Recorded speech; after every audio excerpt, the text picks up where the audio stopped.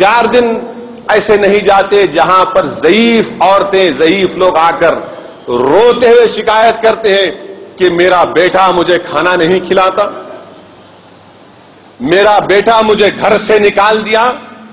اگر ماں اکیلی بیوہ ہے تو کہ ماں آ کے شکایت کرتی کہ نوکرانی کی طرح مجھے بیٹا استعمال کرتا ہے۔ پٹیل نگر کا ایک واقعہ کہہ رہا ہوں کہ ماں آ کر اتنے چیخے مار کر روئی کہ بیٹی نے اس کو گھر سے نکال دیا، گھر اپنے نام پر کرا دیا۔ بتاؤ تم کیا اللہ کے پاس جواب دو گے؟ تم یہ سمجھ رہے ہو کہ دنیا تمہارے لیے سب چیز ہے؟ نہیں، یہ دنیا ختم ہوگی۔ اللہ قرآن میں فرما دیا کہ پہاڑوں کو روئی کی طرح اڑایا جائے گا، پہاڑوں کو روئی کی طرح اڑایا جائے گا۔ ہم تمام مریں گے اور پھر اللہ کے حکم سے اٹھیں گے اور حساب کتاب ہوگا۔ جب یہ ضعیف ماں کھڑے ہو کر اللہ کے سامنے کہے گی کہ اس میری اولاد کو جس کو میں نے 9 مہینے اپنے پیٹ میں رکھا، اتنے تکالیف اٹھائی اور اس کی پرورش کی راتیں، کئی راتیں اس کے لیے جاگ جاگ کر، جب یہ میں بوڑھی ہوئی تو اس نے مجھے گھر سے نکال دیا، یا مجھے نوکرانی کی طرح سلوک کرتے ہیں، یا مجھے کھانا نہیں دیتے۔ ارے یاد رکھو تم بھی ایک دن بوڑھے ہوگے، تم جیسا اپنے ماں باپ کے ساتھ سلوک کرو گے ویسی تمہاری اولاد تمہارے ساتھ برتاؤ کرے گی۔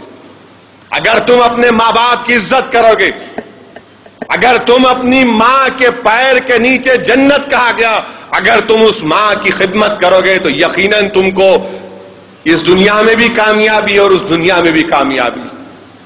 عزیزان ملت اسلامیہ، اللہ قرآن میں فرما رہا ہے ان کو اف مت بولو۔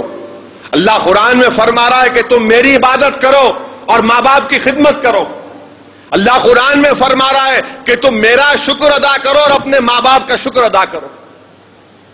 بتائیے اللہ کیسا فرما رہا ہے کہ میرا شکر ادا کرو، اپنے ماں باپ کا شکریہ ادا کرو۔ عزیزان ملت اسلامیہ، پھر ہم یہ بھی ہمارے نوجوانوں میں ہیں کہ تھوڑا پیسے کما لیے، اللہ نے ان کو دولت دی، عزت دی، تو وہ سمجھتے ہیں کہ اب دوسرے جو لوگ غریب ہیں ان سے تعلقات منقطع کر لینا، پوچھ کے نہیں دیکھتے۔ ارے میرے دوستو، اللہ نے اگر تم کو دولت دی ہے تو اللہ نے اس لیے دولت نہیں دی کہ تم صرف عیش و آرام میں زندگی گزار دو۔ اللہ نے اگر تم کو دولت دی تو اس لیے دی کہ تمہاری ذمہ داریاں ہیں۔ یقیناً تمہارے ماں باپ، تمہاری اولاد، تمہارے گھر کی ذمہ داریوں کے ساتھ ساتھ تمہارے اہل خاندان کی بھی ذمہ داری ہے۔ امام زہابی رحمت اللہ علیہ اپنی کتاب الکبائر میں لکھتے ہیں واقعہ کہ ایک شخص حج کرنے گیا اور جب مکہ کو پہنچا تو اپنے اشرفیوں کی تحویل اپنے ایک عزیز دوست کے حوالے کیا، اور پھر جب حج سے واپس آیا تو معلوم ہوا کہ اس کا دوست ختم ہو گیا، انتقال ہو گیا، وہ پریشان ہو گیا۔ پھر وہ جا کر مکے کے اللہ والوں سے، ذمہ دار لوگوں سے ملاقات کی۔ انہوں نے کہا کہ تم ایک کام کرو، تم زمزم کنویں کے پاس جاؤ اور زمزم کنویں کے پاس ٹھہر کر اپنے دوست کا نام پکارو۔ اگر جواب آئے گا تو یقین کر لو کہ اللہ نے اس کو جنت سے نواز دیا، اگر نہیں آیا تو سمجھو کہ اس کا کام ہو گیا۔ وہ جا کر زمزم کے کنویں کے پاس اس کا نام پکارتا ہے، جواب نہیں آتا، وہ بڑا پریشان ہو جاتا ہے۔ پھر آ کر انہی لوگوں سے پوچھتا ہے، حضرات سے، وہ کہتے ہیں کہ یمن کو جاؤ، یمن میں بارہوت ایک کنواں ہے جس کے بارے میں مشہور ہے کہ جہنم کے منہ پر ہے، اس بارہوت کنویں پر جا کر اپنے دوست کا نام پکارو۔ وہ نام پکارتا ہے تو اس کا دوست جواب دیتا ہے۔ وہ کہتا ہے کہ تم یہاں کیسے پہنچ گئے؟ وہ کہتا ہے کہ میں تم کو اس کا جواب دینے سے پہلے بتا دوں کہ تمہاری امانت میرے گھر میں ہے، میرے گھر کے فلاں حصے میں نے اس کو زمین کے نیچے دفن کر کے رکھا، تم جا کر نکال لو۔ اور کہتا ہے کہ میں یہاں پر اس لیے ہوں کیونکہ میرے پاس ایک غریب بہن تھی، میں نے اس سے اپنے تعلقات ختم کر لیے اور اسی وجہ سے اللہ نے مجھے عذاب دیا۔ امام علامہ ذہابی رحمۃ اللہ علیہ اپنی کتاب الکبائر میں لکھ رہے ہیں، عزیزان ملت اسلامیہ، نوجوانوں، میں تمہاری برائیوں کے یہ کہ کون سی داستان یہاں پر بیان کروں، کون سی چیزیں یہاں پر بیان کروں کہ شرمندگی ہوتی ہے کہ رات ہو گئی تو پورے شراب خانوں میں جا کر دیکھو نوجوان ہمارا بیٹھا ہوا ہے، نشے کی حالت میں ٹکریں ہوتی ہیں۔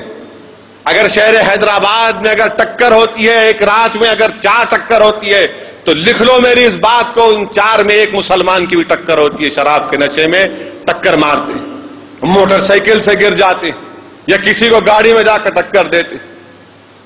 اور رسول اللہ صلی اللہ علیہ وسلم، اسلام ہم کو تعلیم یہ دے رہا ہے کہ تمام برائیوں کی جڑ شراب ہے، ام الخبائث۔ ہم شراب کو نہیں چھوڑتے۔ یاد رکھو، اگر جو نوجوان شراب کی اس لت میں مبتلا ہیں، توبہ کرو اللہ سے، وقت ہے تمہارے پاس، توبہ کرو۔ اگر تم توبہ کرنے سے پہلے تمہارے جسم سے تمہاری روح نکال لی گئی تو پھر تم تیار ہو جاؤ اس بات کے لیے کہ حدیث شریف میں آیا کہ ایسے لوگ جو شراب پیتے ہیں اور توبہ نہیں کیے مرنے سے پہلے، تو اللہ سبحانہ و تعالی جہنم میں ان کو جہنمیوں کا پیپ ان کو پلائے گا۔ عزیزان ملت اسلامیہ، معاشرہ تباہ ہو رہا ہے شراب کی وجہ سے۔ کسی بھی شراب خانے میں جا کر دیکھو آپ، یا کسی اگر کوئی شرابی کی دکان ہے اس سے جا کر پوچھو کہ تیرا کاروبار سب سے کم کب ہوتا ہے یا تجھے پیسے کب کم ملتے ہیں، تو کہتا ہے کہ ہم کو۔ عزیزان ملت اسلامیہ، ایک نیک بندے کے کم سن بچے کا انتقال ہو گیا، وہ جا کر اس کو قبرستان میں دفن کیے۔ رات میں خواب میں کیا دیکھتے ہیں کہ ان کا کم سن بچہ جس کو انہوں نے اپنی ہاتھوں سے دفن کیا، اس کے پورے سر کے بال سفید ہو گئے۔ اس سے پوچھتے ہیں کہ بیٹا تو کم سن ہے، تیرے سر کے بال اتنے سفید کیسے ہو گئے، تو ضعیف کیسے ہو گئے ایک ہی رات میں؟ تو بچہ کہتا ہے کہ ابا جان، میرے بازو ایک اور شخص کو لا کر دفن کیا گیا، وہ شرابی تھا، تو جہنم سے جو آواز آتی ہے اس آواز سے جتنے قبرستان میں جو لوگ مردے ہیں وہ تمام کے تمام ان کے بال سفید ہو گئے۔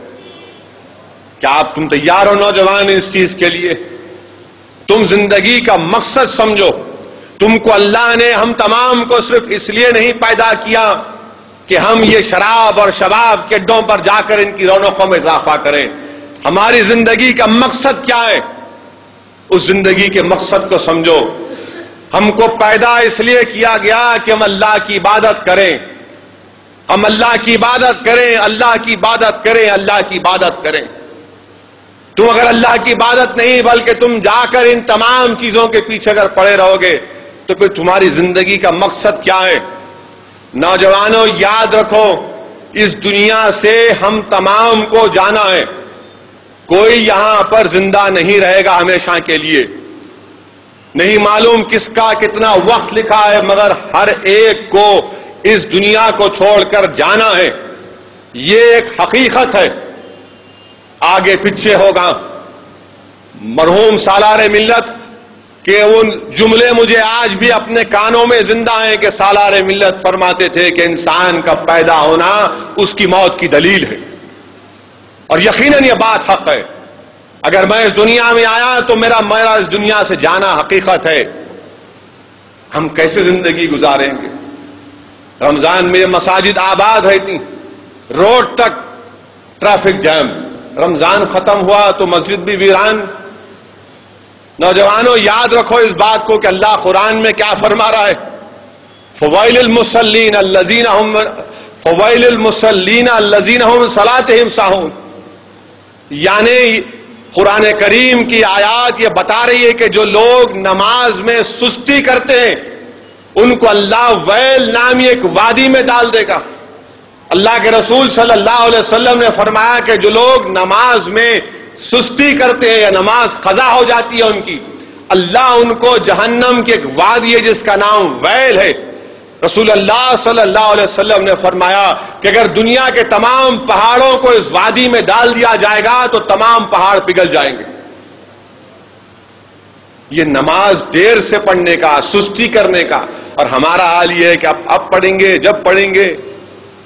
فجر میں تو تمام کے تمام گول، عشاء میں کوئی نظر نہیں آتے، کیونکہ ہمارے نوجوان ایسے ہیں کہ رات کے 2 بجے 3 بجے گھر کو آتے، دوستوں سے فرصت نہیں ہے۔